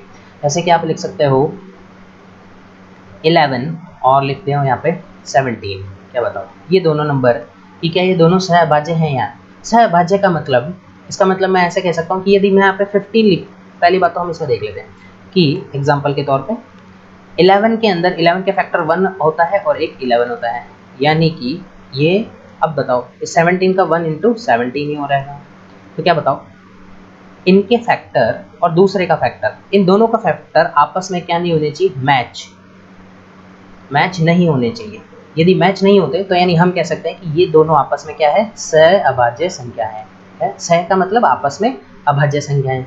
अभाज्य संख्या ऐसा कोई जरूरी नहीं कि हर एक इन दोनों में से इन सबको अभाज्य होना जरूरी हो। जैसे हम ऐसा लिख सकते हैं 11 है, 12 है और इधर की तरफ हम लिख सकते हैं 11। तो बताओ 11 12 क्या एक अभाज्य संख्या है क्या, नहीं। 11 क्या अभाज्य संख्या है क्या, ये अभाज्य संख्या है पर ये अभाज्य नहीं है। पर लेकिन ये दोनों संख्याएं आपस में क्या है, सह अभाज्य संख्या है। क्या है, सह अभाज्य संख्या है। सह अभाज्य संख्या कैसे, जैसे कि इसके फैक्टर होते हैं 3 × 4 × 6 भी हो सकता है, 6 में का भी डिवाइड जा सकता है इसका, और 12 का भी जा सकता है और 1 का भी जा सकता है। यानी इसके तो इतने सारे फैक्टर हो सकते हैं, पर लेकिन इसके तो क्या हो सकता है 1 × 11। क्या बताओ सिर्फ 1 को छोड़ के, क्या बताओ इनका नंबर क्या इसमें मिल रहा है क्या, कोई कॉमन फैक्टर मिल रहा है क्या, नहीं मिल रहा। यानी हम कह सकते हैं सह अभाज्य का मतलब होता है उन दोनों नंबरों का आपस में कोई भी फैक्टर मैच नहीं होना चाहिए, यानी कोई भी फैक्टर सेम नहीं होना चाहिए, उसको हम कहते हैं सह अभाज्य संख्या, को प्राइम नंबर। क्या कहते हैं उसको, को प्राइम नंबर। एक नोट करके इस बात को आप ध्यान रखना कि दो क्रमागत संख्याएं, क्या बोल रहा हूं मैं, दो क्रमागत संख्याएं हमेशा को प्राइम नंबर होती है। क्या होते हैं, को प्राइम नंबर होते हैं। को प्राइम नंबर मतलब सहअभाज्य संख्याएं होती है। देखो देखिए जैसे कि 11 और 12 ये दोनों आपस में क्या होते हैं, को प्राइम नंबर होंगे। 13 14, ये दोनों भी इनके फैक्टर कभी भी मैच नहीं होंगे। 16 और 17 कोई भी मैच नहीं होंगे इन दोनों का। 98 इंटू 99, 98 और 99, क्या बताओ, ये दोनों भी आपस में क्या है, सहभाज्य संख्या है। इन दोनों का भी फैक्टर इसमें कोई भी मैच नहीं होगा। आप ऑलवेज हमेशा करके देख लेना कि दो क्रमागत संख्याएं जो होती है उनको हमेशा आप क्या कहेंगे, को प्राइम नंबर कहेंगे। ये नोट करके आप ध्यान रखना, ठीक है। ठीक है, नेक्स्ट हम एक और देखते हैं कि परफेक्ट नंबर किसे कहते हैं, फिर हम वीडियो को एंड करते हैं। देखो, परफेक्ट नंबर, परफेक्ट नंबर किसे कहते हैं, ध्यान रखना। परफेक्ट नंबर हम क्या देख रहे हैं कि परफेक्ट नंबर हम किसे कहते हैं, ध्यान रखना। ऐसे नंबर जिनका आपको क्या करना है, ऐसे सारे नंबर, पहले तो उन सबको क्या करना है, आपका फैक्टर करना है। देखो, ऐसे नंबर जिनका आप जितने भी फैक्टर करते हो, कि जितने भी फैक्टर हो सकते हैं, ठीक है, जितने भी फैक्टर हो सकते हैं उन सबको फैक्टर को लिख लेना है। और उन फैक्टर को आप यदि आप जोड़ते हो, ध्यान रखना, उन फैक्टर्स को आप यदि जोड़ते हो तो हमेशा आपको यदि उसका जिनका भी ऐड सम मिल जाए, ऐड क्या मिल जाए, या तो आपको उनको गुणा करने पर भी वही नंबर मिले जिस नंबर का आप फैक्टर कर रहे हो, और यदि आप गुणा करने और उन फैक्टर्स को आप यदि जोड़ रहे हो तो वो भी आपको बराबर में मिले, यानी वो क्या होता है, एक परफेक्ट नंबर होगा। जैसे कि आप देखो, यदि मैं यहाँ लिखता हूँ 28, मैं क्या लिखता हूँ 28, और 28 के मैं क्या करता हूँ, फैक्टर करता हूँ। तो देखो 21 के फैक्टर क्या हो सकता है, 1 हो सकता है, 2 हो सकता है, 4 हो सकता है, 7 हो सकता है, और क्या हो सकता है, 14 भी हो सकता है, और 28 भी हो सकता है। ध्यान रखना, इस 28 को तो हटा देना है, इनको ऐड नहीं करना। यानी आप ये कह सकते हो इनके ये सारे फैक्टर हैं, जितने भी इसके फैक्टर हो सकते हैं उतने आप फैक्टर कर लो। क्या बताओ, यानी फैक्टर क्या है, जिसके भी इसमें भाग जाते हो। देखो, 1 का भाग जाता है, 2 का भाग जा सकता है, 4 का भी भाग जा सकता है, 7 का भी भाग जा सकता है, 14 का भी भाग जा सकता है, 20 का। बस खुद के नंबर को छोड़ देना, बाकी आप इन नंबर को ऐड करके देखो। 14 प्लस 7 21, 21 प्लस 4 26, 26 प्लस 3 25 प्लस 3 कितने हो जाएंगे, 28, ठीक है। 14 7 21, 21 प्लस 4, 21 प्लस 4 25, 25 और 3 28। ध्यान रखना, इनका मान कितना आ गया, 28। यानी ये एक नंबर क्या है, परफेक्ट नंबर है। यानी जिस संख्या के अंदर जिसका भाग भी जाता हो और उनका ऐड उस अकेले को छोड़ देना, यानी वो नंबर, यदि उस नंबर में तो आप कुछ भी जोड़ोगे तो वो ज़्यादा तो जाएगा ही, तो उसका परफेक्ट नंबर नहीं आएगा। इसको क्या बोलते हैं अपन, परफेक्ट नंबर बोलते हैं। जैसे कि आप चेक कर सकते हो कि जैसे कि एक और नंबर है 6, या 6 को आप चेक करके देखो, पहले 6 का फैक्टर निकालो। 6 में 1 का भी भाग जाता है, 2 का भी भाग जाता है, 3 का भी जाता है, और किसका जाता है, 6 का। पर 6 को नहीं लेना, इटसेल्फ नंबर को नहीं लेना। क्या बोल रहा हूँ, इटसेल्फ यानी खुद के नंबर को नहीं लेना। ध्यान रखना, 1 2 3 इनको जोड़ो, 3 2 5 5 1 6, तो यानी 6 आ गया। तो यानी ये क्या है, परफेक्ट नंबर है। क्या बोलते हैं इसको, परफेक्ट नंबर। एक और एग्जांपल देता हूँ, जैसे कि 28 लिख लिया और आपने 496 को देखना, 496 भी आप करोगे तो इसका क्या मिलेगा आपको, ये ए भी क्या मिलेगा, एक परफेक्ट नंबर मिलेगा। तो आप याद रख सकते हो कि 468 496। और एक और नंबर आप देख सकते हो 8128, इसको भी आप ट्राई करके देखना, ये भी आपको क्या मिलेगा, परफेक्ट नंबर। तो हमने आज इस वीडियो में काफ़ी कुछ सीखा है, कंपोजिट नंबर वगैरह हम आपको काफ़ी कुछ सिखा चुके हैं।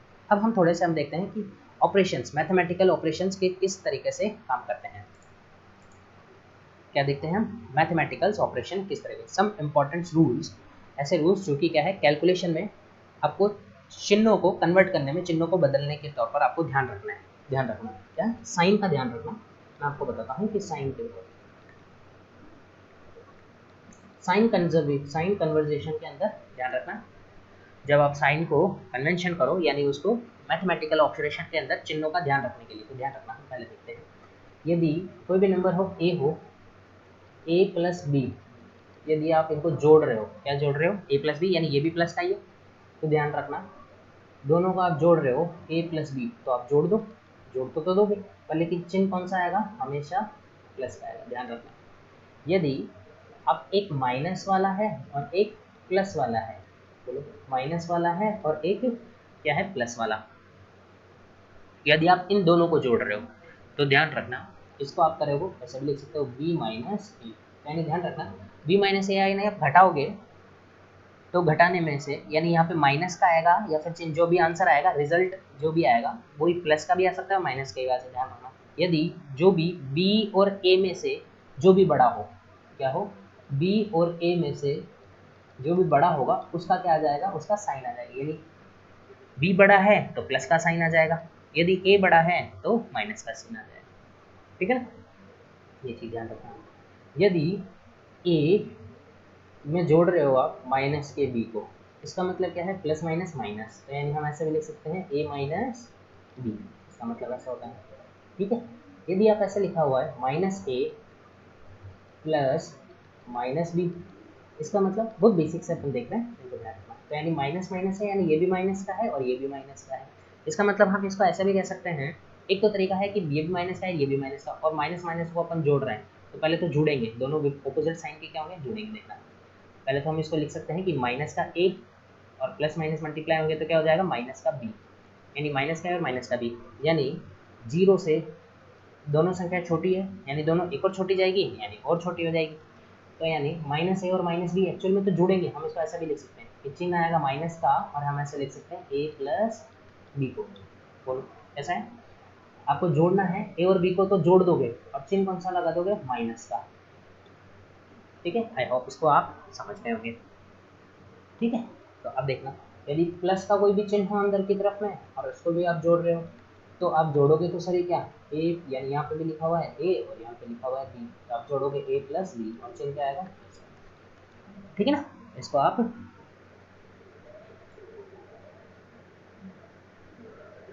ध्यान में रखना। ये मैंने बता दिया कि यदि किसी भी चीज़ को आप जोड़ रहे हो, यदि ऑपोजिट साइन को आप जोड़ रहे हो तो ध्यान रखना उसका चिन्ह आएगा जो बड़ा है, यानी प्लस का बड़ा है तो चिन्ह प्लस का आएगा और माइनस का बड़ा है तो चिन्ह माइनस का आएगा। यानी माइनस के आप चार में से, माइनस के चार में से आप प्लस के दो घटाओ, कितने बचेंगे, माइनस के चार है और दो भी है, माइनस के चार में से दो घट जाएंगे तो कितना आएगा, माइनस के दो, चिन्ह कौन सा आएगा, जो भी बड़े वाला है उसका देंगे। ठीक है, यदि यही चार होता और माइनस का दो होता तो कितना हो जाता है, प्लस का टू, जो बड़ा है उसका साइन आ जाएगा और घटा देना है। ठीक है, ये कुछ मैथमेटिकल्स ऑपरेशन थे, ये तो हम प्लस माइनस में देख रहे थे। अब हम देखते हैं मल्टीप्लाई के अंदर क्या होता है।